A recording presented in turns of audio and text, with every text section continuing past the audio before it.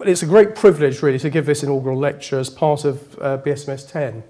I don't know if everybody here realises, but this is the 10th year of the medical school. And so from my point of view, it's really a privilege to be here at this point in time. Now, in terms of the lecture itself, interwoven through it are going to be aspects of my own sort of personal progression in journey in science. And during it, I'll make reference to a number of individuals who've made a real impact and to whom I owe enormous debt of gratitude in terms of my own scientific development. Risk is a really difficult concept, I think, for most people to understand. And I think it's particularly difficult when it's related to individual risk as opposed to populations. I think for populations, things are pretty clear-cut, actually, and I'll show you some evidence of that. But it becomes difficult when you try and advise individuals about risk.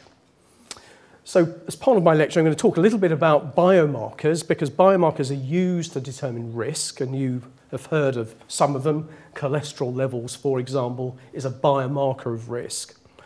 I'll introduce some concepts that are probably new to you. Free radicals, antioxidants, they all sound so esoteric, don't they? Heat shock proteins, and try and relate it to my particular area of interest, which I've been studying really for 25 to almost 30 years of my career.